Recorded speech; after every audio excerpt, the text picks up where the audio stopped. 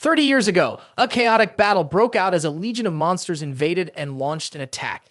It was the day when an unfamiliar civilization, unknown to humanity, sought to conquer Earth. Newspapers buzzed with stories about the mysterious civilization. At that time, the President of the United States stood before the public, declaring firmly that their demands should not be met. Just as humanity was engulfed in despair, the creatures of this enigmatic civilization addressed the astonished crowd. All living beings on this planet, listen up!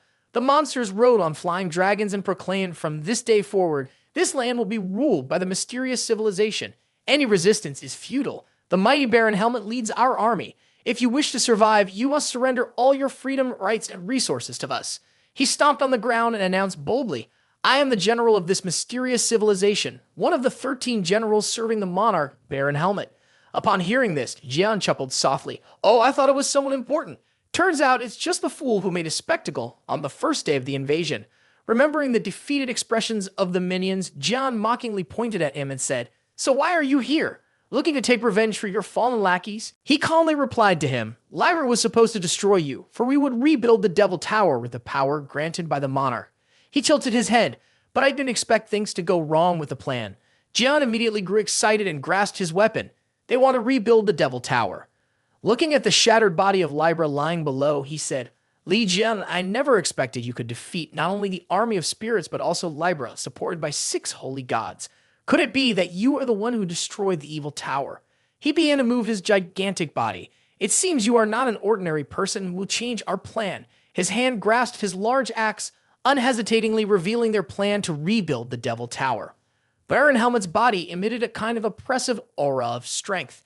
I will destroy you with the power granted by the monarch. Jian, still strong after the battle, had lights glowing around him. It turns out that those behind Libra were not just the holy gods, but also you, just in time. He laughed maniacally and shouted, I plan to wipe all of you out, but I never expected you to come to me. Jian took a running start and lunged forward. His power radiated around him. He charged directly at Baron Helmet, swinging his weapon at him, but he quickly realized he can block it. Baron Helmet easily caught Jian's strike. He even scoffed, saying, No matter how strong you are, you're just a holy god of the constellations. The power of those constellations is completely contrary to the power of our mysterious civilization. A strange energy begins to seep into my sword, the overwhelming might of a sovereign. Your constellations aren't nothing but fodder for us. That dark power rapidly spread everywhere, enveloping both Li Jian and the Baron. Li Jian felt its effects clearly. He grit his teeth in resistance and thought, My strength is being drained. I have felt this before. As it slowly consumed him, Jian suddenly had a flashback to an unpleasant moment. Yes, it's just like the power of the dagger that stabbed me in the Devil Tower. He also realized this was the power of the sovereign that Haley had mentioned. All weapons of this mysterious civilization contained a sovereign power, so terrifying it could threaten the holy gods. His magic circle was completely broken, and an immediate warning appeared. The mysterious space will isolate you from the current world. Jian gradually lost his power as his connection to the celestial beings was cut off, leaving his body suspended. He looked behind him and felt the weakening strength of the constellation. Finally, a faint light flickered before being swallowed up.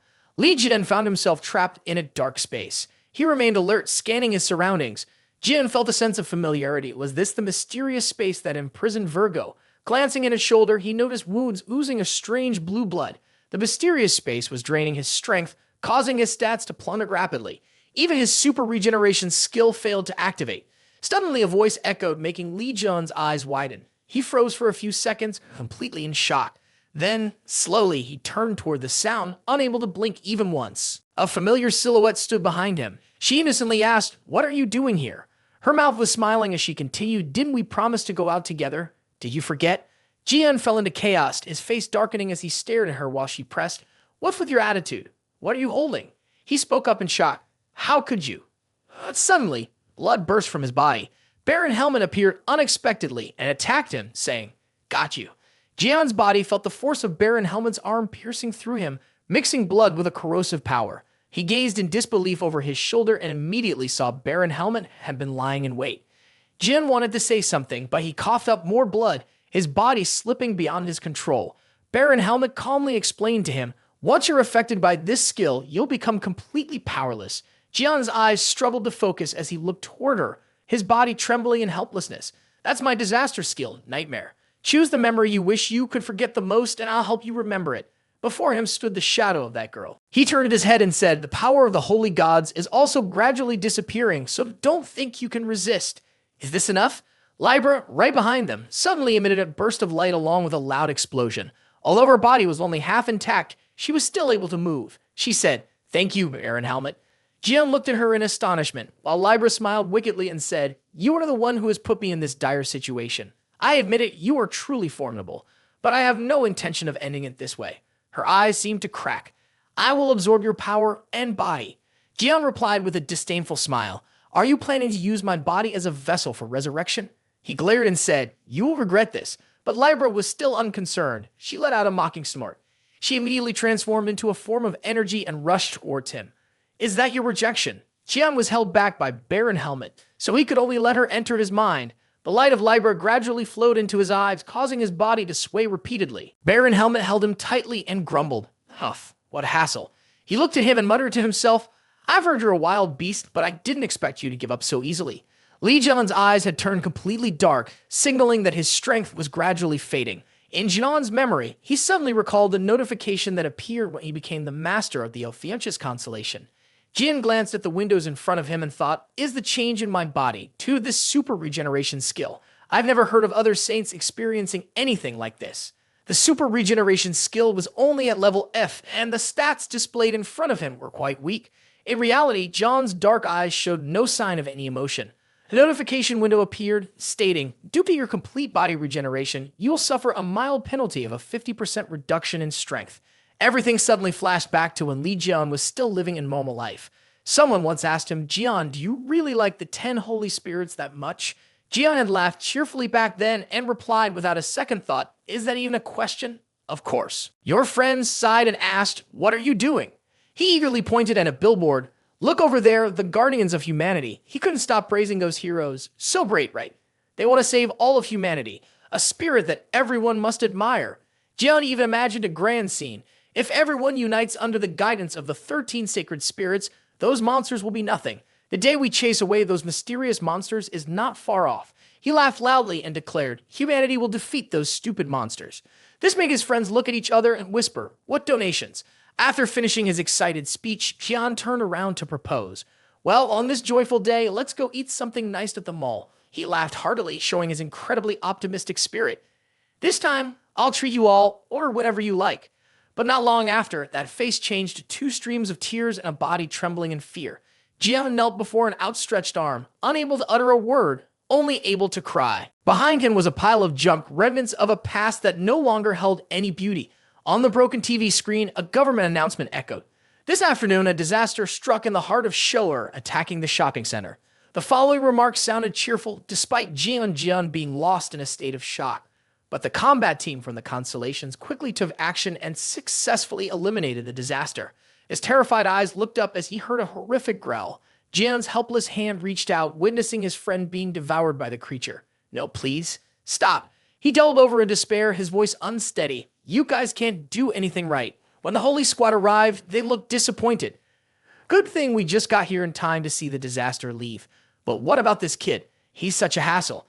Let's act like we didn't see him and just do a little show for the money." The result was a fake-sounding announcement that blared. Although some were injured, thanks to the efforts of multiple sect strike squads, there were no casualties, and humanity has once again demonstrated that we can thrive under the protection of the 12 sects. Jian cried out, "You can't protect anything at all." Over him, a pair of large eyes watched intently. "Ah, so that's the reason." T and Bing held Jian tightly and said, "So you hate both disasters and the sects." Her spirit was immense and her power radiated strongly. It was an all too predictable story, a cheap tragedy. She scoffed and mocked him. "Is it really because of that past that you loathe both disasters and the sects?" Holding him even tighter, she spoke cruelly, "And you let your rage destroy everything, turning it into a sorry state like this. From the very beginning, your anger and hatred clouded your judgment. No matter how strong your fury, it can't surpass my essence." She continued speaking, oblivious to how the surroundings were slowly transforming into something else. T and Bing laughed heartily, squeezing him even more in her grip. "This is the end of your foolish choices, Jian. Just let me devour you." She said this while Jian remained tightly curled within the sphere. She opened her mouth wide, intending to let him in, saying, "For my resurrection." Suddenly, a system notification appeared, blocking her path. Reading the warning messages, Estrella's eyes widened in shock. The notification said that the spirituality difference between the two of them was too great to absorb. Estrella tried to defy it, saying, "It can't be." Countless warning messages continued to pop up, preventing her from proceeding. She wondered to herself, how can my spirituality be lower than John's? She looked up above her head, still unable to grasp what was unusual in this space. A clock ticked above her, the face of the clock adorned with the head of a serpent. Estrella was so stunned she couldn't look away. Before her, John's spirituality was thousands of times greater than hers, making her feel like a tiny ant. The whirlwind beside her started to swirl. In the midst of her astonishment, she gradually realized, don't tell me he has colossal spirituality. The eyes of the serpent slid through her view, its massive body coiling around the clock, making it seem like the master of this space. Estrella spoke each word slowly, overwhelmed by disbelief. Is it beyond my comprehension? She stubbornly continued to influence Jun. How could this be? How could someone with such a high level of spirituality exist? A mere mutant who had just become a holy god could not possibly possess this much power. A notification appeared indicating that the punishment of Fletches would soon be lifted and only 25 seconds remained. A surge of energy began to glow in her hand. Libra looked down at the sphere in her grasp, which was shining brightly and developing more cracks. Jim began to awaken from within the barrier. He asked her, "Why did you dare to pry into someone else's memories?" He stood up from her hand, speechless in shock. "Are you ready?" That filthy creature, with his physical punishment countdown down to just 17 seconds. Estrella gritted her teeth, glaring at him. Lee Jun, who are you really? The timer for the physical punishment ticked down to the 9th second. The clock above ticked away. In the moment of 8 seconds left, Estrella yelled, "How did you gain that power?" As his body became stronger, he tightened his grip. Deep down, he said to himself, "What can I do?" Jian had completely gotten to his feet. He tilted his body to gain momentum and then punched out with his clenched hand. As he threw that punch, he continued to think in his mind, "In my hands." His hand reached out towards Estrella, causing her to gasp in fear and want to retreat. But as he approached, it seemed unavoidable. The thoughts in his head continued to have the power to crush you all. His hand seized the head of Libra and slammed her down. Outside, Baron Helmet also felt the return of a powerful force. Oh, this light is. Lee John's hand dragged Estrella out in front of Baron Helmet. He glanced to the side. John's current power was enormous and enough to send Libra flying far back. The surrounding space seemed to be pulled along by him, with both John and Estrella flying straight ahead. Baron Helmet stood frozen, watching them. Meanwhile, Estrella gritted her teeth helplessly as she had no limbs to resist. Gion's face darkened like a fierce beast. He raised his other hand again. At that moment, the penalty was lifted, and all his stats were restored. A symbol appeared above John's head along with eyes that signaled he was starting his journey to become a holy god. Suddenly, the clear blue sky shifted to a dark blue. Everyone who saw this was astonished. What's going on? Did the battle end? The sky seemed to split in two. What the heck is that? The dark blue space was actually a huge box situated right in the middle of the city. The two, Sagittarius and Virgo, were in a state of confusion. Hey, Sagittarius, could that be? Yeah, that's what I was thinking. They recalled the Battle of Perio, especially his words. It's too late. Both felt a wave of anxiety and started sweating, fearing that it was the mystical space created by Perio. Is Li Jian trapped in there? Suddenly, the box cracked open, shocking them. They were taken aback by the sight. It started to break apart. The box unexpectedly exploded. In that moment, Estrella was thrown out by John's bare hands. Chia was caught off guard, unable to turn the situation around. Finally, the surrounding space shattered, and they managed to escape. As a result, she was sent flying by him, causing the ground to crack. The Baron watched in shock, exclaiming, "No way can he really destroy the nightmare space created by the Lord's power." Li Jian threw a powerful punch, saying, "That hurt more than I expected." He quickly retracted his fist and added, "You make me remember the days when I used to cower." A tremendous force radiated from him, and he continued, "Now I'll understand just how strong the Lord actually is." He smirked, saying, "I never thought you'd be so arrogant just for having the ability to see someone else's past and giving it a flashy name. Your vulgar tastes are as trashy as your master."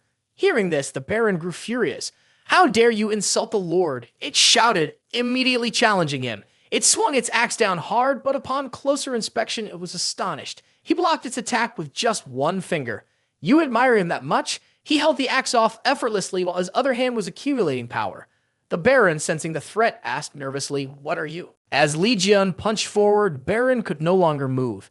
Jian took the Estrella dagger, which he had previously given him, and stabbed it into his opponent's face.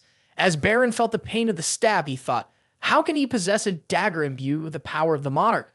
He remembered the moment he had gotten that dagger, recalling, this is the dagger that was embedded in my back at Devil Tower because it was created by your beloved monarch. The system just announced that I'm using its power right now. You transferred the strength of Alpheus into this dagger. You should be grateful for this gift. Despite the intense pain, Baron could only helplessly scream before being defeated. Astra, witnessing this scene, was incredulous. How could a newly awakened holy god be so powerless against the power of a monarch? Baron cried out in agony, "Oh, my monarch!" Then the strength of Alpheus caused Baron to explode. Baron's skull axe fell near Astraea. She was furious and couldn't believe it. Had the Iron Baron truly been defeated? Though he was left with only his upper body, she still tried to fly away to survive, exclaiming, "Damn it." But Jian was not about to let her go. His weapon pierced into her, pinning her down. "Damn it, I can't die here." Li Jian glanced over at her and asked, "Where do you think you're going?" Astraea struggled to lift herself up, and Jian approached her with an air of complete indifference. Astraea still managed to shoot back. "You fool. You've let that ridiculous sense of justice brainwash you. Are you really planning to go against all the gods and rulers just to pretend to be a hero?" Without mercy, Jian stomped down hard on her head. "Why not?" He looked down at her with an arrogant grin. "You must be mistaken about something, you jerk." He tilted his head and smiled at her. "I'm not doing this because I want to feel like some kind of hero."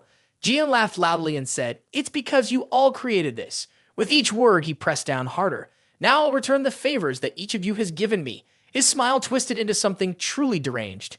"The sense of dissatisfaction that you all bestowed upon me." The system immediately announced as he prepared to make his move. "You have used the gluttony skill. You have absorbed the energy of Libra." Under her hateful gaze, he continued, The power behind him slowly took shape, resembling a serpent.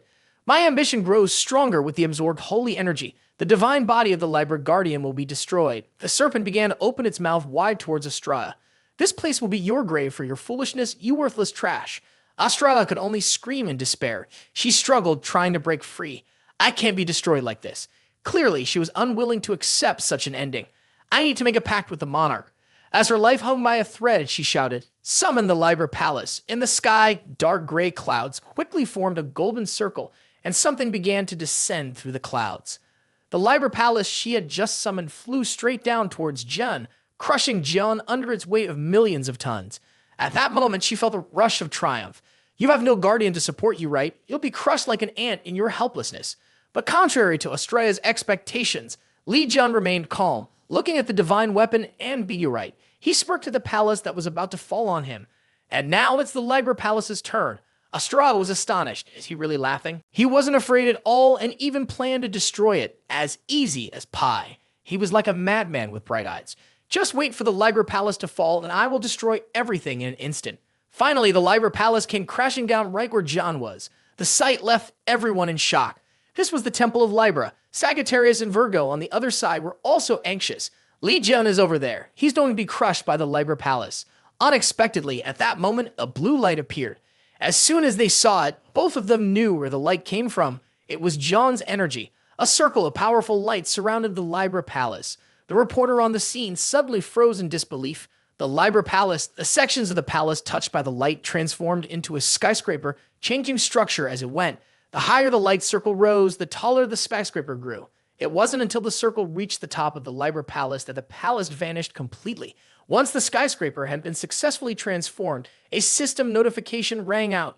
"You have successfully rebuilt the Libra Palace using the skill Gluttony. You have absorbed the power and completely digested the holy energy of Libra." A magical circle in the shape of a serpent appeared in the sky. "You have been reincarnated as a true saint and received the skill Divine Mark." A saint? After hearing this, he seemed indifferent. Is that it? They act superior just because of this? Li Jian had officially become this saint of Alpheus. Suddenly, the space around him grew dark. "Ha! I feel myself moving forward. What's happening? Where am I?" As he approached the door, he could clearly see Baron sitting inside. "I was just at the newly built tower a moment ago." Before Li Jian could grasp what was happening, Baron said, "You've arrived." Baron turned to look at the cloaked figure standing at the door. "We have everything prepared, Libra." Li Jian saw himself from someone else's perspective. He realized that the cloaked figure was Libra. "Oh, so this is Libra's point of view?" At that moment, Libra didn't respond, so Baron continued, "I already know everything. This time you all plan to eliminate the Saint of Ophiuchus, don't you? Baron clearly had doubts about the practicality of their plan. Is that even possible? I heard you failed at the Demon Tower 20 years ago. He began recounting the stories he had heard from others.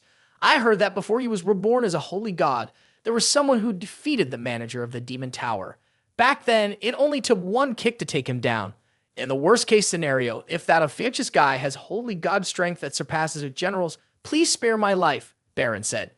Libra took off her hood and mocked him. Humph, that's ridiculous. You think he's stronger than a general? Her expression immediately shifted. Preposterous, she exclaimed, raising her arms to unleash a tremendous power. Baron simply stood silently, lost in thought. Humph! A magical circle appeared above Libra's head, adorned with symbols from various zodiac signs. With my strength, along with Libra's and the 6 other holy gods, what can he possibly do? She recalled the last time she successfully retrieved the red eye and how they had also dug it up from the ocean floor. Holding the bright red eye in her hand, she confidently asserted, compared to our forces, he's just a tiny snake. This time, that guy won't stand a chance. She continued to talk about her achievements. In fact, we were starting to wonder if we really needed Baron Helmet to step in at all. Hearing this, Baron frowned and reminded them, don't be overconfident. Had you forgotten that 20 years ago, you thought that guy was dead in the Demon Tower, but he came back to life. Baron openly criticized them, saying, you holy gods tend to let arrogance blind you, but what's the difference with your king? Australia began to remind Baron, do you remember? She pushed back at Baron that time when you were so full of yourself that your own king betrayed you. You locked him away in the deepest part of the Demon Tower, right? Baron suddenly laughed. Ha ha, that's right. All right, let's do this right this time. Baron accepted Estrella's offer. I will send a team of Phantom Knights to assist. Eliminate him and then we'll meet at the Demon Tower. As soon as he finished speaking, Baron vanished like the wind. Jin observed the whole scene and concluded, this seems to be the memory of Libra, doesn't it? He suddenly remembered when he absorbed her power. So during the process of absorption, I unintentionally took her memories too? Is this before the invasion of the Dark Realm? It's so strange that I can only watch. Suddenly, the scene before her changed and Kali appeared on the screen. Is this okay? Libra held a glass of wine while watching the video sent by her daughter. Hi mom, it's me, Kali. If I call, you just yell at me again, so I'm saying hi through video instead. The news Kali shared next made Libra so angry that she broke her glass. I'm really sorry to hear about the deaths of Shiwu and Taewu, but what can you do? They committed a lot of crimes. Kali in the video laughed nervously while Libra watched furious. Honestly, if they weren't family, I'd say they deserved it. Anyway, I've been really impressed by Li Jian's achievements lately. As soon as Li Jian was mentioned, Kali became annoyed. But that 9-tailed fox Yua keeps clinging to Jian. Just thinking about her, someone weaker than me, flirting with John right in front of me is unbearable. Kali laughed, pointed at the screen, and continued. So I've decided to go see Jian, and at this point, she suddenly fell silent. Finally, she shyly scratched her head and said, Mom, please don't try to convince me to join the Libra sect anymore. This is the last time. I'll say goodbye to you. She smiled and continued, you'll have to face Jian anyway, but I don't want that to happen, and this time, I'm not going to get involved in anything. She scratched her head again and sighed. This is probably the last time we'll talk, isn't it? She turned to her mother with a somewhat regretful expression and said, It's really a shame, Mom. I'm truly sorry. Kali waved her hand and smiled brightly, but I still believe that we will meet again someday. Goodbye, Mom. Jian asked, Who is Kali now? Another daughter of Libra? The scene in front of them was being watched again. Finally, they all gathered once more. Jade Emperor sighed, just like 20 years ago, right? Someone suddenly asked, but everyone was still determined to eliminate Jian. Those wretched holy gods. Jade Emperor stared intently at Libra and asked, So, Libra, are you sure you can do it this time? Libra confidently replied, Of course, this time it will definitely work. She spoke very confidently. I guarantee that in this battle, Jian will definitely perish. The Jade Emperor asked again, We need certainty. 20 years ago, when we plotted to deal with Li Jian, you said similar things then. What changed? Tian Bing clarified, This time will be different. It's not a sneak attack anymore. We will crush him in a comprehensive battle. And to be cautious, I've allied with a general from an unknown civilization. If he gains the power of a monarch, Jian will be destroyed immediately. The others immediately expressed their admiration. Wow, a general. Are you really planning to bring the full force of the monarch's power into this? Why not? Tian Bing replied, We must prevent that 13th holy master from awakening into a holy god. The others agreed exactly. Jian won't stand a chance against the monarch's power. I agree this time we must eliminate Jian. Let's all come together to send him down to eternal hell. T and Bing felt very pleased receiving their support. Let's utterly destroy that Ophiuchus. The more Jinan listened, the angrier he became. So that's it. For the past 20 years, they've been scheming to kill me. The sacred mark has taken over, using every trick just to eliminate me. But I can still sense that this is only T and Bing's memory. Anne furrowed his brow, looking closely. The malice was evident. The other holy gods were staring at him with eyes as red as blood. While he was thinking of ways to get back at them, he wondered how to crush those bastards. Jun. It took until the third call for Li Jun to wake up. As soon as he opened his eyes, he saw everyone gathered around him, looking at him. "You're awake," one of them said. At first, he frowned and looked tense, but then he relaxed and helplessly asked, "What happened? Why is everyone here? Don't you remember?" Sagittarius began to recount everything that had happened. "You were shouting on your own, and then you collapsed. All of you can just drop dead," Jian said, scratching his head and sighing. "I guess I just overexerted myself earlier, but I'm fine." Seeing that he was okay, everyone felt relieved. No need to overreact like that. Still, after looking at them, he felt touched and smiled softly. Then, out of nowhere, Li Jin said, "That's so awesome." One clear morning at the second holy site of the Ophiuchus Palace, the Li Jian Tower, Hugo, Kevin, and Haley gathered together, their faces showing clear signs of disbelief. Hugo couldn't help but voiced his confusion. "What? Li Jian, you must be joking, right?" Jian crossed his arms and sat cross-legged on the sofa, letting out a sigh that expressed his boredom. "Do I look like I'm joking? After the show or invasion, and based on the memories of Lygra, I can be sure of one thing." As he spoke, images of the kings battling flashed through Li Jian's mind. He closed his eyes tightly and slowly announced, "From now on, we'll have to fight against the kings of mysterious civilizations and the holy gods who are hostile to me." After finishing his statement, Li Jian recalled each saint who harbored resentment and continuously sought revenge against him. The mood among Haley and the others darkened, and they all looked pensive. Hugo hadn't expected this turn of events, and he pondered deeply. "I can't believe it. Did those kings and holy gods have it out for you for the past 20 years?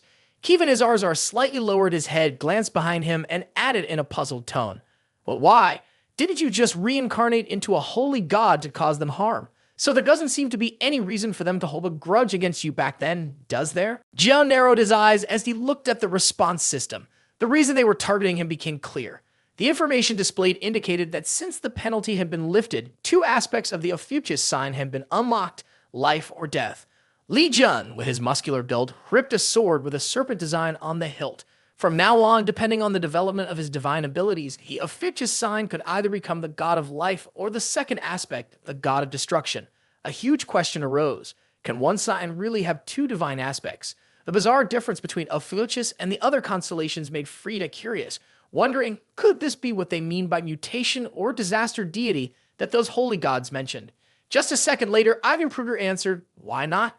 Jian couldn't help but feel worried, thinking to himself, "Well, whatever." He paused for a moment, clenching his fist tightly, his muscles tensing up as he reassured himself. If that's the power that makes enemies tremble, then I must seize it at all costs. Thinking for a moment, he burst into laughter several times. Haley looked at him, unable to hold back her admiration. So cool. Hugo wiped a bead of sweat from his brow, a hint of reproach in his tone. "Jian, you look really sinister." He clasped his hands together, slightly furrowing his brow as he reminded everyone.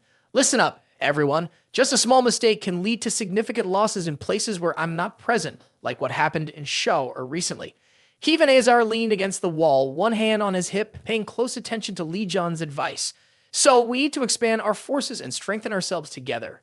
Li Jian turned to Hugo, who was now looking determined, and continued, "That way, we can effectively deal with our enemies." Haley also focused intently on him. Jian brought his clasped hands up near his chin, flashed a confident smile, and encouraged, "There's a lot to do, so everyone needs to stay fully focused." The scene shifted to the entrance of John's workshop, where he stood with slime balanced on his head, a white towel draped over his wrist, and the hammer artifact resting on his shoulder. Sweat dripped down his face as he sighed, looking at the neatly arranged weapons on the table. He smiled with satisfaction and said, "Awesome, it's done." Jian glanced at a weapon resembling a bow and arrow resting on the edge of the table and said, "The weapon maintenance is complete." He then looked up at the suit of armor in front of him, hesitating before saying, "The next step is..." He studied it for a long while and posed a question to himself. "How can I make use of this guy's remains? I will create a prosthetic arm from one of his arms." Suddenly, the voice of Holy God Liber echoed in John's head. "You are about to be crushed under the weight of this castle, Li Jian." At that moment, he looked up at the heavy castle radiating blinding golden light in the sky. A second later, it came crashing down toward where Jian stood. In a split second, he was knocked flat on the ground. The figure let out a frustrated growl, her teeth grinding in anger.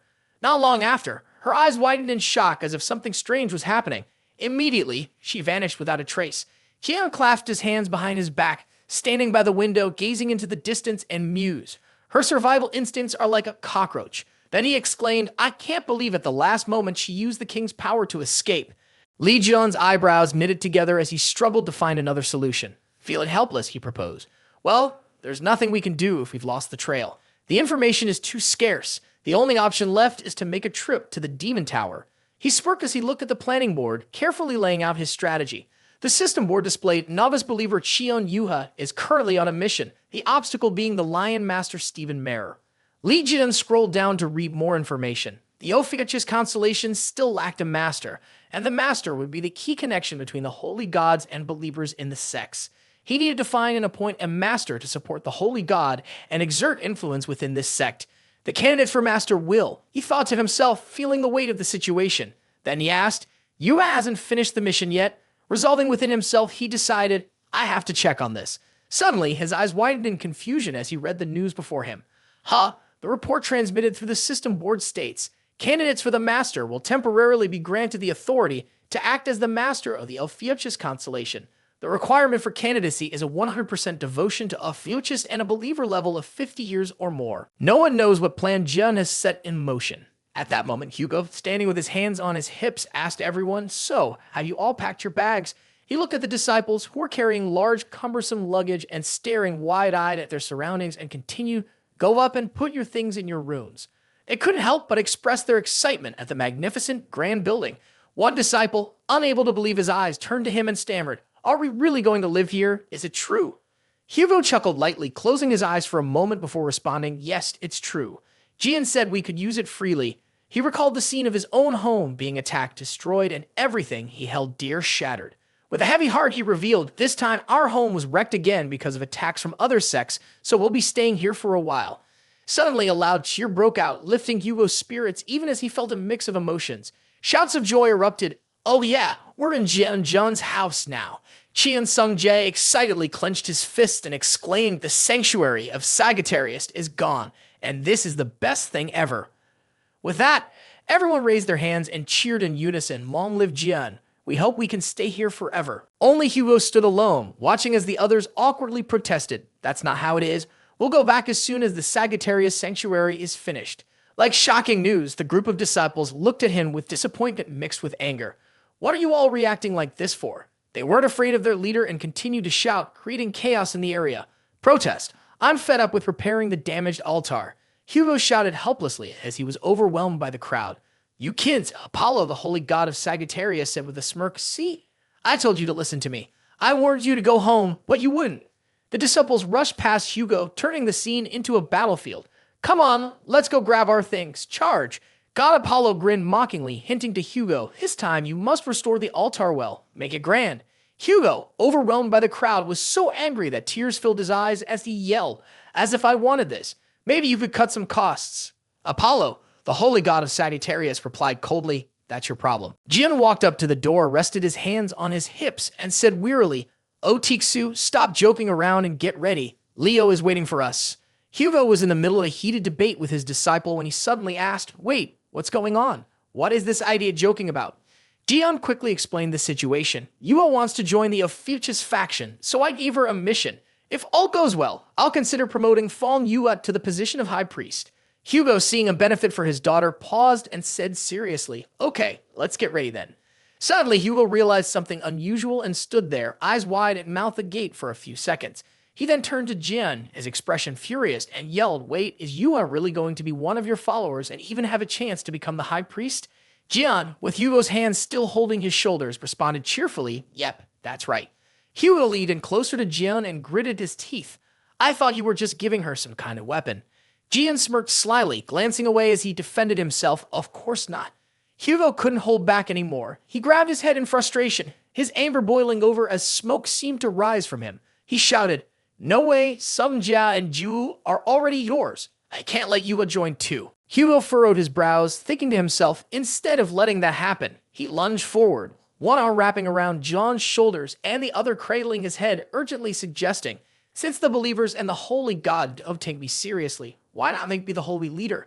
The god Apollo, the holy god of Sagittarius, leisurely enjoyed his juice, chuckling as he urged Hugo to come up with more sensible ideas. Contrary to expectations, GM lifted a hand to cradle Hugo's head, surprising Hugo into agreeing. Sure, Javan's response left Apollo wide-eyed and shocked, pausing for a few seconds. Jian grabbed Hugo's hair tightly, his voice sharp. What you say has to be done. This action made Hugo gasp and shout, Jian, wait a minute. The onlookers were left speechless, mouths agape. Sung Jia was no exception. Haley and Larry Queen stood stunned, eyes wide as they stared at Hugo. Yang Wei and the nearby angel jumped up, signaling to stop the situation. Li Jian summoned his constellation. Hugo joyfully welcomed him. Taya, welcome to the Ophiuchus constellation. The system board appeared. Hugo Odos has been appointed as the temporary sect master of the Ophiuchus constellation.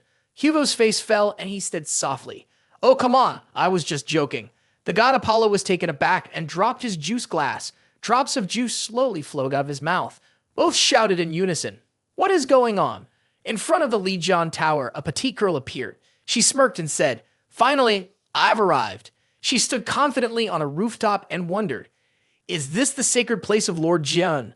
Then she displayed an extremely satisfied, joyful expression and raised her hands to the sky, shouting loudly, Wait for me, Lord Jian. Her words echoed throughout the space. I'm coming to you soon.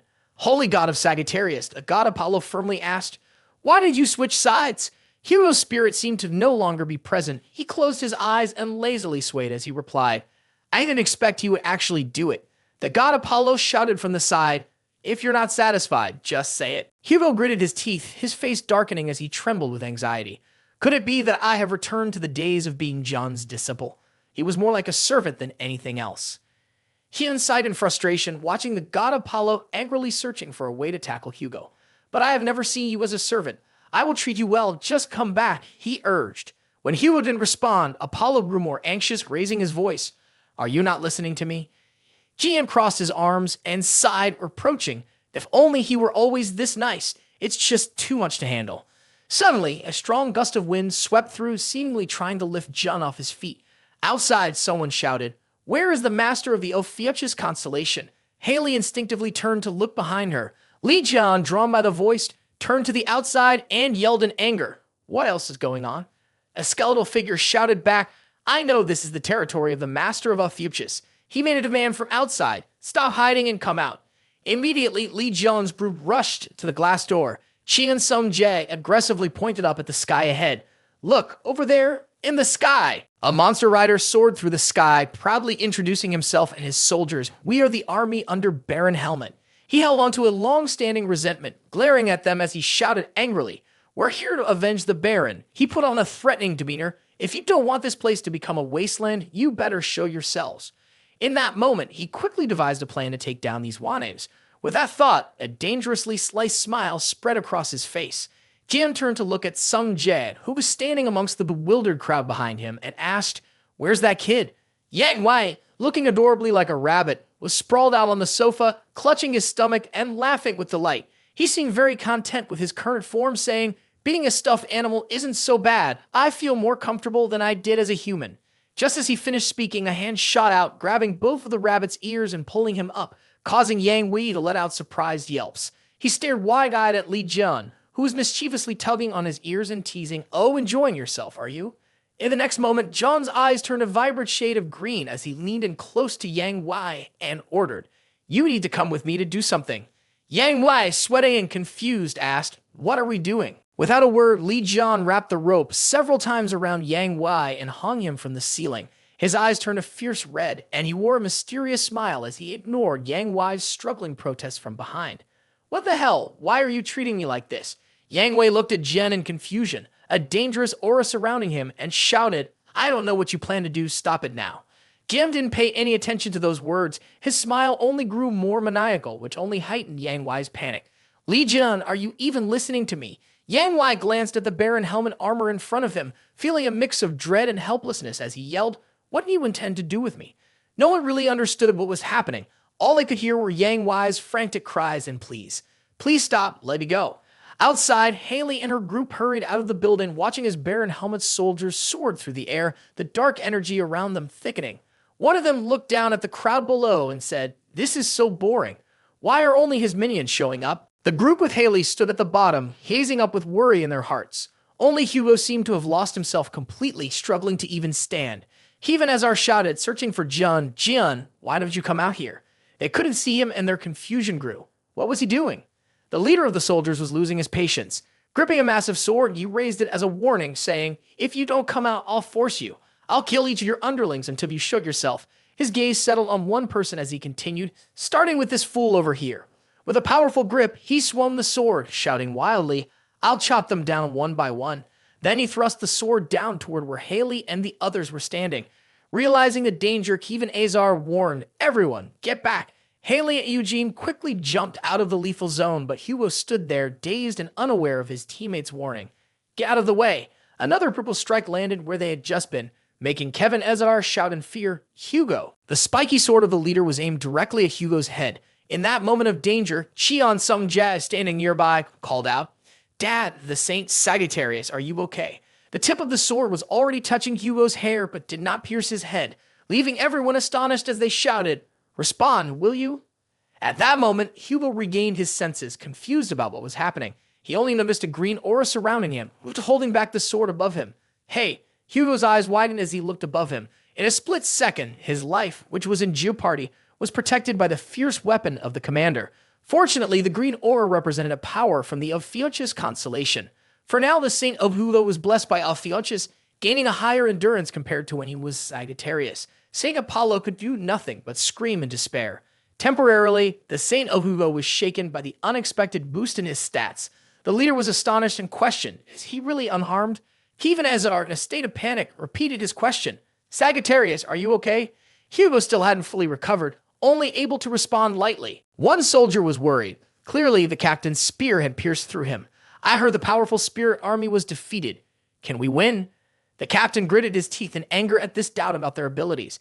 "Do you think we will lose to those humans?" Another soldier cleverly flattered, trying to ease the tension, perhaps to cover for the captain's earlier show of restraint. The captain's face immediately broke out in a cold sweat as fear gripped him. Did I really throw with all my strength to make them that strong? Before long, there were pathetic screams that made the captain ask, "What is that noise?" Suddenly, a figure appeared in the sky, wielding two swords and striking down merciless blows on the soldiers. One soldier was caught off guard and cried out in pain, while another had his head severed from his body. The strikes were coming so fast that it was impossible to determine where the figure was, only catching glimpses of golden flashes with each swing. The rapid and dangerous events left the captain in shock, his mouth agape as he uttered, "What?" Not long after, the figure swung a sword toward him. As the captain, he quickly raised his sword in defense. Just as the attacker brought down their blade in front of him, he managed to block the blow with his sword. He looked at the sharp weapon in front of him, unable to hold back his confusion, and asked, "Who are you?" The other person laughed scornfully, ignoring his question. "What if you know? What will you do if I tell you?" The commander, seeing someone block his way with such arrogance, swore under his breath, "Damn it." He charged forward, ready to attack, shouting, "Die!" Suddenly, an unexpected turn of events made him question everything. How is this possible? That guy didn't even have a chance to fight back before that girl landed hit after hit on him. After a moment, she landed strongly in front of Kevin Azar's group, causing them to take a few steps back in caution. One of them stammered, "Could it be you?" Realizing who stood before them, he exclaimed, "Libras, Callie Collins." The girl slightly bowed, weapon in hand, panting a little, then let out an "oh" and smiled. "Long time no see." Callie Collins is one of the 10 great masters of Libra at SS level. She winked playfully, smiling brightly as she recalled their past. "Thanks for the introduction. It's our first time reuniting since the Lion's Den tournament, right?" She spoke up, asking the person in front of her, "Was it tough when you fought me back then?" Kevin Azar looked at the other person's worried expression and smirked. "What's the matter? Was it that terrible?" The person could only lower their head, feeling frustrated, and replied softly, "It was really terrible. Callie was so strong that she made me feel like she was different from all 10 of us combined. Not just me, but you, Sylvia, and many other fighters felt the same way. That girl has never lost a match. The 10 great masters stood right behind the masters of each saint, so if we don't count the masters, she was probably the strongest among all humans." Hearing this, Kevin Azar thought to himself, "Is she even stronger than Jin Myung?" and then greeted her. He had heard rumors for a long time, but this was the first time he actually met her. Haley, standing beside him, could only stare, convincing herself that she shouldn't even think about fighting her. Suddenly, Haley's eyes widened as she remembered something from the past. The 10 great masters of the Liber constellation, Callie Collins, that girl. She focused on Kali's silhouette looking puzzled and asked, "Is she Giselle's daughter? How did she end up here?" The commander, momentarily regaining his composure, shouted back, "Did you just say you're from the Liber constellation?" He didn't understand the situation in question. "Why did you attack us?" "I remember that we signed a compromise treaty." Callie held her weapon and waved her 2 fingers a few times. With her eyes half closed, she looked up and replied casually, "You're mistaken. I have nothing to do with that. I have left the Liber constellation." As soon as she finished speaking, the group of Kevin Azar was shocked and shouted loudly, "What?" Callie threatened by clashing her 2 weapons together. "That's enough talk. Even if you come from a mysterious civilization, don't think you can escape my grasp." Her eyes immediately turned yellow, sharp, and piercing, declaring, "No matter what happens today, I must join the Ophiuchus constellation." Suddenly, Jian held a large metal box in his hand and shouted, "Hey, you guys." Surrounded by deadly aura, he looked very intimidating and interrogated. "What are you doing in someone else's sacred place?" That question made Callie in front jump back in surprise for a few seconds. As soon as he finished speaking, a surge of energy was released in front of Jian's building. The light exploded with such intensity that those around had to cover their eyes to avoid being affected. Callie looked absolutely astonished, her eyes wide as she marveled at Jian's incredible power. This strength was astonishing, she thought. The immense power of the saint was overwhelming. The energy of the distant civilization was slowly wearing away.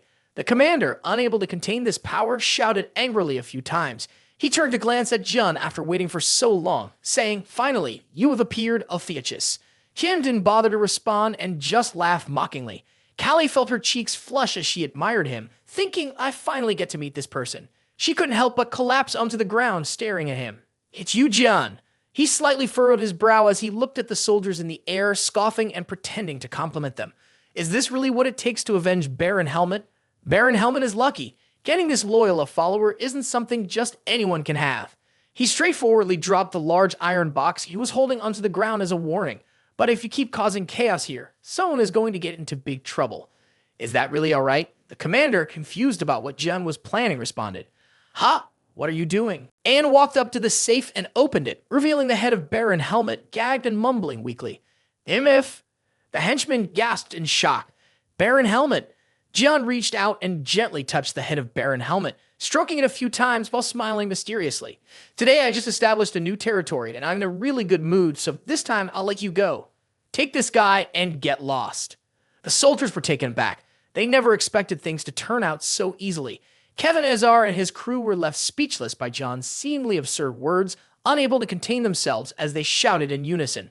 "What are you talking about? You caught Baron Helmet, and you're letting him go?" Jian shot them a glance and motioned for silence. "I've thought it through. Just keep quiet." The soldiers buzzed with chatter about John's unexpected move. "What's going on? This isn't what we planned." "Don't waver. That guy has Baron Helmet like that for a reason." They looked down at Hugo and Jian with apprehension. Despite being under the command of their leader, they seemed unaffected. Just the holy god's power alone would be enough to crush us. One soldier, still unsatisfied, provocatively chimed in.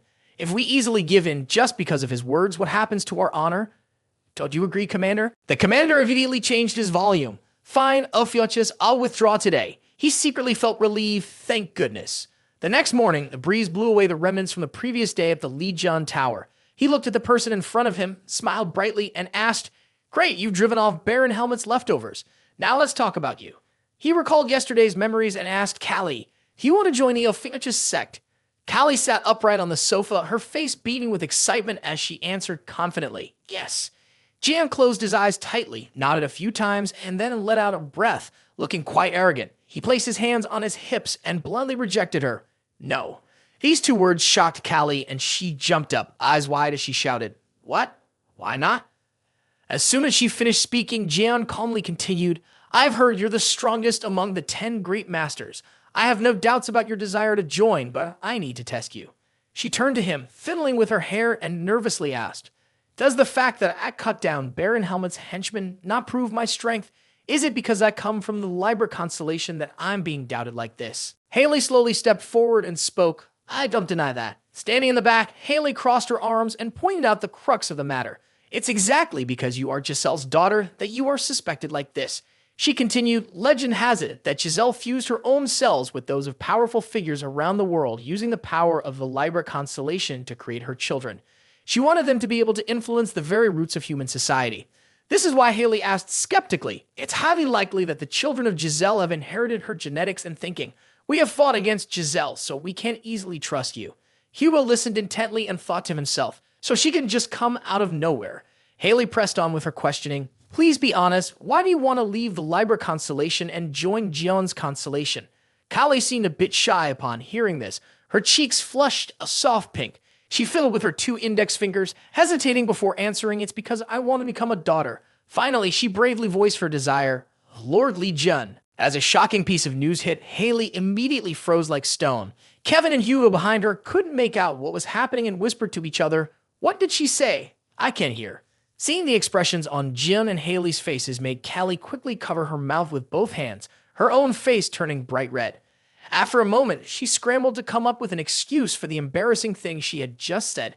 I'm just a fan of Lord Li Jun. Clenching her hands tightly on her knees, she leaned forward to share her feelings. The Libra constellation has caused too many grievances with others, so I feel uncomfortable moving to another place, that's all. After finishing her explanation, she gathered her composure, jumped up, and assumed a loyal posture as she looked at him, earnestly saying, I will do my best to remain loyal to you, Lord Jian. To prove it, please trust me.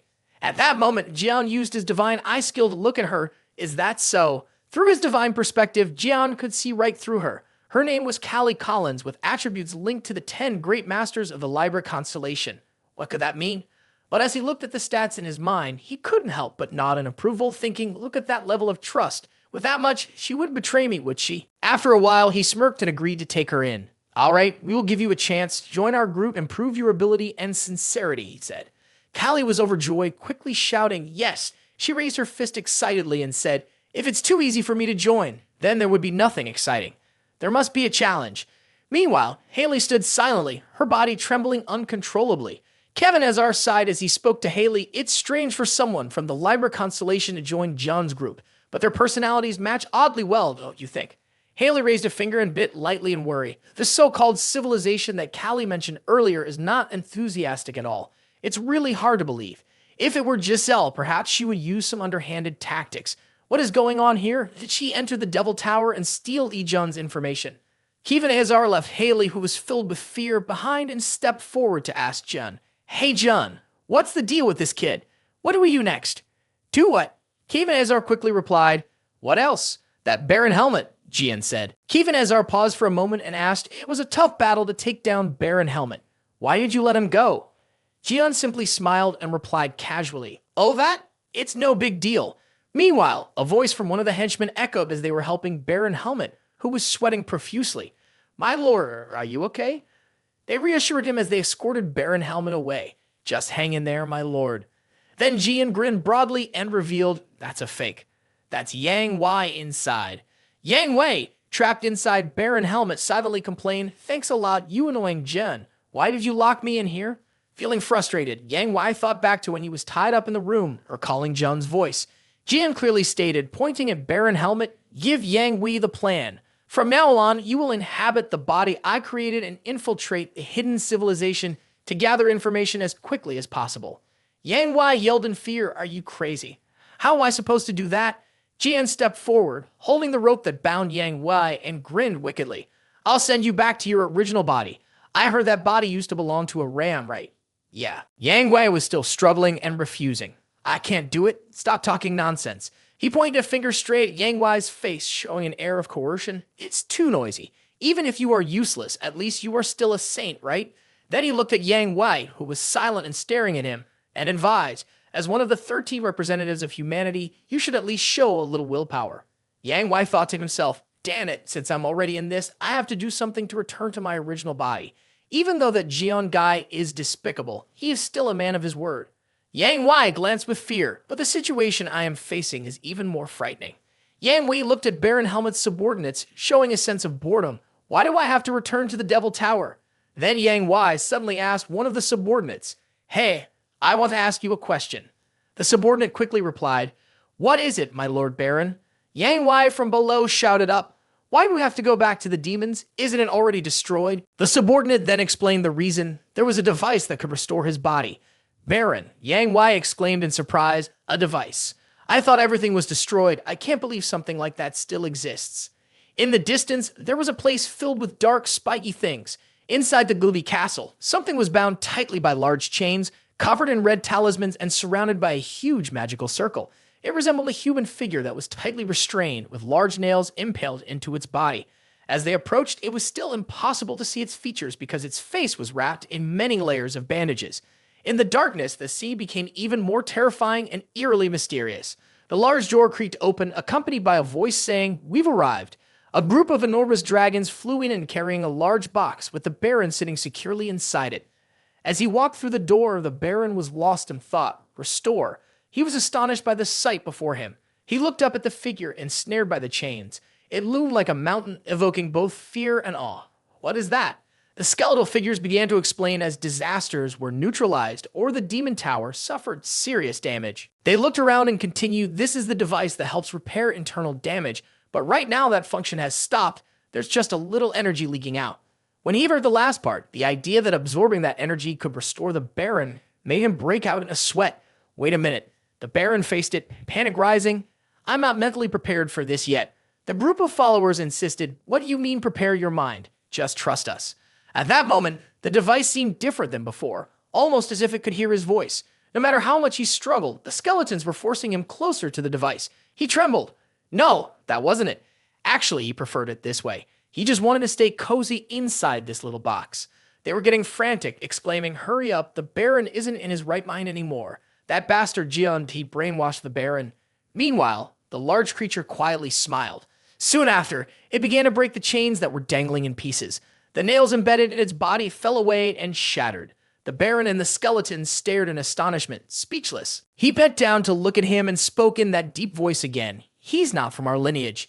It was clear to see the smile on his face as it broke through the layer of ice. He asked why he had taken over Baron Helmet's body. The system screen also displayed an image of one of the long-dormant monarchs who had sensed the power of Fuchs and awakened. The bone minions were shocked, saying, "No way is he actually moving." They surrounded him, continuously questioning. "But isn't he one of us? Baron Helmet?" He felt a chill run down his spine. "Damn it, I've been discovered." The enraged monarch raised his hand to cast a spell. "You fools, don't you realize whom you've brought here? Talking more is useless." As he raised his hand, a surge of bright red lightning unleashed an attack. He ordered, "Shut up." After that attack, the entire legion, both the people and the dragons, were paralyzed, standing frozen and unable to fight back. Baron Helmet was lifted by two vines, leaving him bewildered. What's happening? In a scream of despair, he was pulled straight into the air, while the bone minions still couldn't regain their composure. The vines brought him right in front of the monarch as they still stood in shock. What is going on? The monarch pointed at him, scrutinizing. "Speak." Sweat poured from him. The man kept staring at him, pressing on with the questions, emphasizing each word. "Who are you? What is your identity?" The Baron knew he had been exposed. This is a disaster. The man pressed harder, insisting, "Who are you?" "This is a critical situation." He mumbled, "Actually, I'm the holy master of the Aries constellation Yang Wei." Before he could finish, the monarch roared in anger, "Nonsense," and grabbed him tightly, causing him to let out a pain noise. The monarch growled, "The power keeping your body intact cannot possibly be the weak ability of Aries." He grew increasingly agitated. "I'll ask again, who is behind controlling your body and granting you this form?" He became anxious and thought, "Oh no, what am I going to do now?" The Baron feared this was the end for him. Should he just spill everything? At that moment, a flash of light appeared in the sky. A figure emerged from nowhere. He sighed deeply. With a stern look, he continued, "Have you been found out? Who is this person and where did they come from?" As soon as he saw the Baron, the masked figure yelled, "Jian." He flew over, clearly a useless furry creature. Jian stepped forward to stand in front of the ruler, facing him directly. He had planned to greet a few of the rulers, but he didn't expect to run into this one so soon. "Nice to meet you, your majesty," Jian said. Then he turned to the Baron and scolded him. By the way, he really botched that performance. Hearing this, the Baron replied, "That's because of your strength. It was exposed." The ruler suddenly burst into laughter. "Heh, what a surprise, awakening with such power. Are you the 13th mutated holy god?" Jian answered, "Everyone says that." Then he countered, "And you're the ruler who's been locked in the dungeon of the Dark Tower, right?" The ruler chuckled. "Oh, so you've heard about me." Jian said, "Just a little bit." Suddenly, the ruler tightened his grip and the sound of pain rang out. He said, "Then you must know about my situation." At that moment, a stream of green energy began to escape from Baron Helmet. The ruler gleefully declared, "I've been trapped here for so long, I'm starving." He started frantically absorbing John's power, shouting, "I'm going to consume all your holy god strength." The system continuously warned that the strength of Ophiuchus was being drawn into the ruler. The power sustaining the Baron was fading. The Baron's body began to collapse. "Jian, what are you doing? If you don't hurry up, I'm going to dry up and disappear." Jian suddenly got angry. "Hey, your majesty, what nonsense are you talking about?" The fake Baron suddenly felt happy. "Jian, are you mad at me?" The next words left the fluffy guy feeling deflated. "Do you think this idiot is my holy god? Seriously, I'm hurt here." The other guy turned pale when he heard that. "So, you're angry because of that?" The king nodded in agreement. "Being weak doesn't make you any different from other holy gods. You really don't have what it takes to be a holy god at all." The fake Baron felt offended. "I heard that. My body is about to fall apart. Come save me already." Jian quickly reassured him. "Calm down, fluffy dude, I have another plan." Hearing that, the Baron felt excited. "Oh, really? Have you already thought it through?" Jian's next words were, "I'm putting a lot of effort into this for you, fluffy dude." The Baron was stunned. "Huh?" Jian fell silent. "I'll never forget your noble sacrifice." At that moment, the Baron was about to vanish completely. "What do you mean by that?" Jian pointed behind him and smirked. "I told you, I plan to greet the other rulers, and that's why I brought you here." Now he realized the truth. "So you intended to use me as bait from the very beginning." His gaze shifted. "Don't worry, I'll send you and that ruler away in the most artistic way possible." A loud explosion mixed with a desperate scream. Li Jian. The Baron's body shattered into pieces. In that moment, a powerful force gathered into a bright blue orb before the ruler. Along with the shattered remains surrounding the Baron, the light became blinding. In the next instant, the Baron vanished into thin air, leaving nothing but dust behind.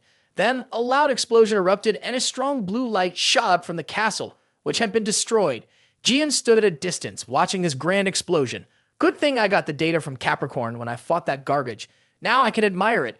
After I finish these things, I can take my time grinding for loot, or maybe I should visit Yua first." He pulled up the monitoring screen and stared in shock for a moment, questions racing through his mind. He couldn't believe his eyes and took off his glasses to look closer at the screen, filled with doubt. What is this? At that moment, things were not looking good for Yua. She looked ahead, unable to hide her astonishment. What is going on here? In front of her stood the holy leader Stephen, his body injured but radiating a powerful golden energy. Yua sighed. "I can't believe it has come to this." He was surrounded by energy, his voice filled with dissatisfaction. "Yua, you dared to leave my sect and join another?" Stephen glared at her with anger, questioning, "And you went after that 13th mutant too?" The onlookers wanted to intervene, urging the leader, "Please calm down." Yua quickly interrupted, "It's pointless. That's not the holy leader Stephen anymore." She stared at the figure ahead, her eyes reflecting both fear and anxious tension. That is, Li Jian, watching the situation unfold on a screen, shared her surprise and concern, saying, "Holy God Leo." On the screen, Qian Yua's special mission to eliminate all enemies blocking the path of the holy leader Stephen Marker, who's transforming into holy god lion Narasimha, was displayed. At that moment, Stephen had fully recovered, his immense power ready to strike at any moment. He spoke up. "I'm giving you a chance, Qian Yua. Explain what is going on here." He shouted in anger, "Why has my city fallen into this situation? Why did you leave the holy altar?" The girl stood frozen. "This is a bit hard to explain, I don't know." She responded, "You just have to read from the end of chapter 77 to chapter 86 and it'll all make sense." The lion god was taken aback, mouth agape. He spread his arms wide, using the lion constellation's arms for reading Webtoon's skill. Then he pulled out his phone to scroll back through the story. After a moment, he sighed, I understand now." His expression turned serious, filled with anger. "So you guys managed to pick everything apart to ruin a sect, I see. The bishop betrayed us and unleashed a disaster on our holy domain." The deputy apostle suddenly switched sides. The more he spoke, the more furious he became. The saint couldn't stop it and even lost an arm.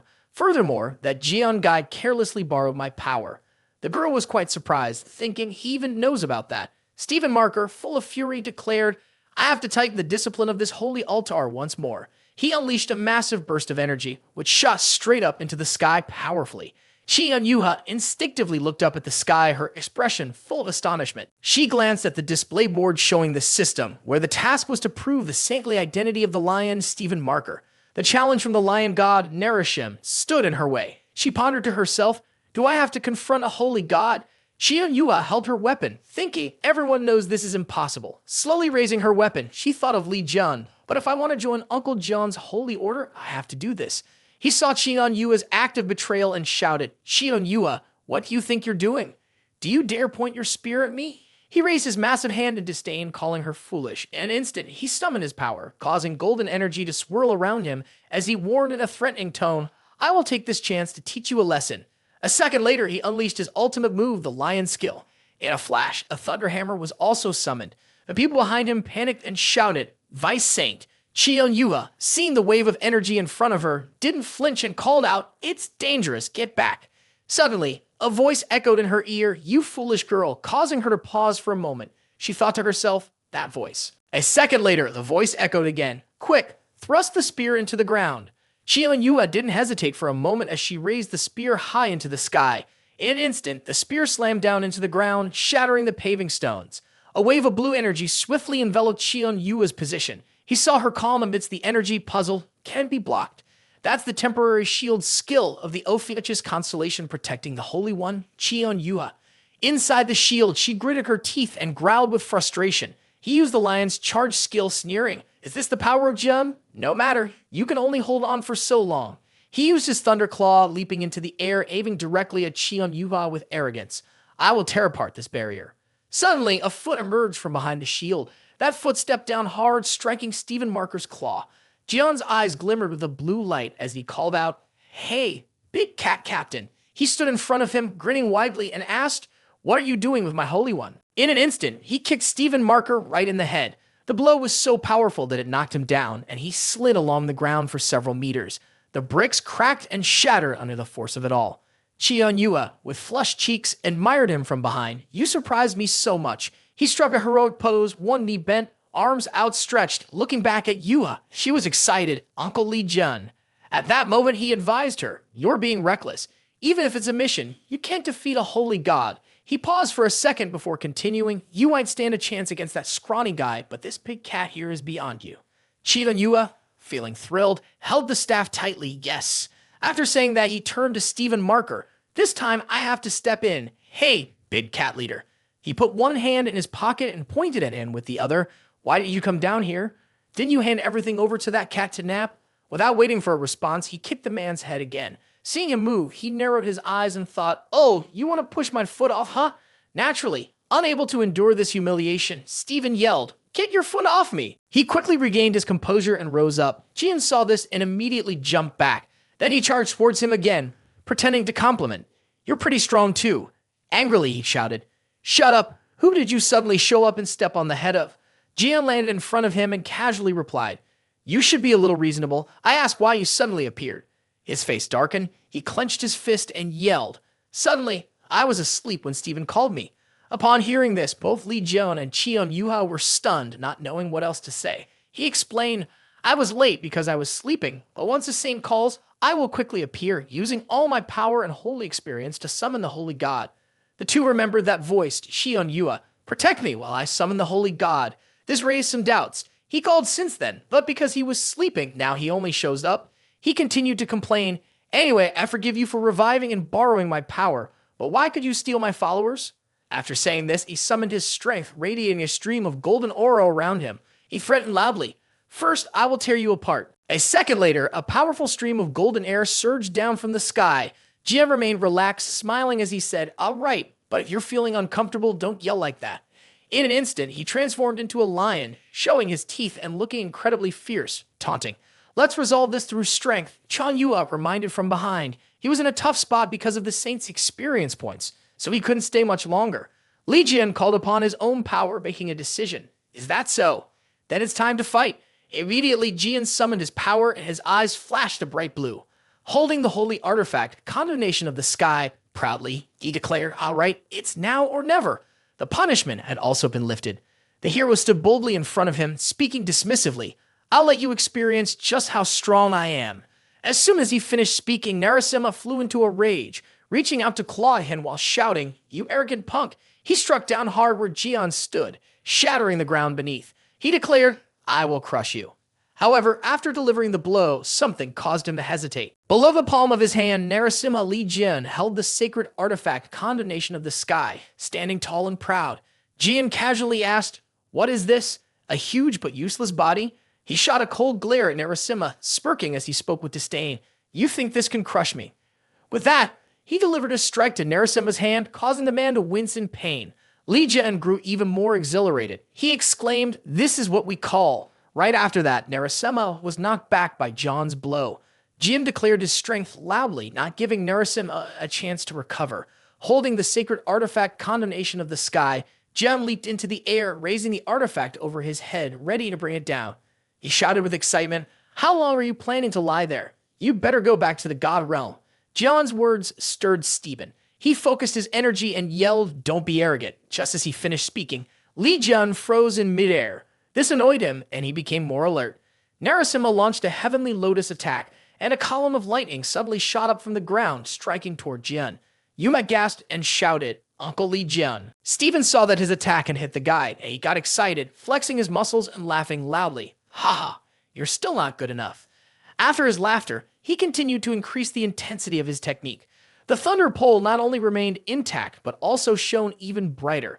He spoke with arrogance, claiming it would turn to dust. However, the words that followed from the other guy left Stephen feeling deflated. The other guy activated the true power of Alphevichus, saying, "Daydreaming." In an instant, Li Jian unleashed the Lotus of Disaster toward Narasimha. Stephen couldn't believe it. He asked, "No way, you countered my technique? When did that happen?" With a smug tone, the other guy replied, "Countered? More like sharing the good stuff." As he was moving, he suddenly felt something was off behind him. He glanced at the holy artifact, Condemnation of the Sky, in his hands and realized the power of Alphevichus was exploding. The blade of the artifact had heated up to a bright red, showing that the punishing power was exceeding its limits. The ground beneath John suddenly gave way, nearly causing him to lose his footing. He stopped and recognized that the power radiating from him was destroying everything around. The scene was one of utter devastation. The warning system of the two gods whose powers are bursting has been activated. The power of the two holy gods is beyond the limits of the world. Please retrieve or adjust the power before the world is destroyed. This made both of them frown. Narasimha began to teach John with a mocking tone. "Ha ha ha, look at this, John. Quickly retrieve your power. You don't want to see this planet destroyed, do you?" On the side of the crowd, many people in the affected area were shouting in panic. Yuma was struggling to create a shield to protect everyone from the shockwaves being emitted by the two gods. Narasimha continued to provoke. "If you keep measuring your strength like this, do you think you can force me to return to the god realm first, or will this planet be destroyed first?" Suddenly, Jian grinned partly with bared teeth.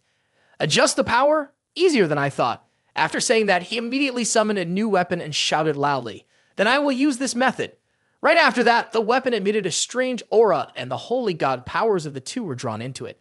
Feeling his power being pulled away, Narasimha panicked and said, "What the hell is this? The power of the holy god is being sucked away." He suddenly realized and thought to himself, "Wait, the ability to absorb the power of the holy god." After contemplating this, he finally asked, "Could it be that thing?" Narasimha recognized the weapon that John was holding. It was a large axe shaped like a skull. This arrogant one is using a weapon of the mysterious civilization. Li Jian grinned and raised the dark axe to absorb the holy god power from the two of them. Then he proudly declared, "I told you, when there's good stuff, it must be shared. The power of these things contradicts the holy god's power, making it very suitable for restraining your strength." Li Jian looked at Narasimha with a challenging gaze and provocatively said, "Captain, your resources are limited, right? Let's see how much the resources of the Lion constellation are worth." The system screen appeared before Narasimha. He looked at it in shock. What? The text displayed on the screen was a notification. "Attention, the resources of the holy sanctuary are diminishing." While Narasimha was bewildered by the system's notification, Li Jian jumped up high. "You've lost your focus." Immediately, Narasimha was hit. A dark aura brushed past his face. One of his fangs was sliced off. Jian wasn't ready to stop. He excitedly said, "First are the fangs." With that, he swung his axe again. This time he struck Narasimha in the chest, causing him to scream in pain. The system announced, "Collected holy god lion Narasimha's fangs." Next, Jian chopped at the mane. The system notified again, "Collected main material of holy god lion Narasimha." He didn't stop there. Jian rained down blows on Narasimha, who howled in agony. Narasimha thought, not only is he strong, but he's using weapons from an ancient civilization. Damn it. Suddenly, thousands of bright gold lightning bolts flickered and converged at a point in the sky. lighting up an entire city. It was the battlefield skill for the winner, lightning chain type. Li Jian was tightly bound by the chains of lightning. Narasimha took a deep breath and looked up at the sky where Jian was held captive by the lightning. Then he pointed angrily and shouted, "Mouse, I finally caught you." With that, Stephen stepped forward, gathering strength in his palm as he directed it toward Jian, saying, "It's over." Li Jian felt helpless, tied up and unable to react to the impending blow. He shut his eyes, bracing himself to take the hit. Just when it seemed like everything was over, he suddenly smirked and mocked, "How stupid." Narasimha paused in surprise. Jian continued calmly, "When you're angry, you become foolish, just like my slave." He remained collected, adding, "You keep using your skills recklessly. How much resources will you have left?" At that very moment, just as Narasimha was about to strike him, the system chimed in with an alert, "Experience and prayers for the lion have run out." The system's voice kept ringing, "Holy God will be forced to wait to return to the God realm." Narasimha heard this and shouted in frustration, "Damn it, I was about to win. Why now?" GM responded with disdain, laughing and raising his middle finger. "Win? What are you talking about? Didn't you just get your ass kicked by me?" Fuming, Narasimha growled, raising his claws towards Jian. "Li Jian, I dare you to return to the God realm. I will teach you a lesson." Jian replied nonchalantly, "That's the difference between a holy god." After that, Narasimha was compelled to return to the God realm, disappearing right in front of everyone. The followers of the Leo constellation began to murmur.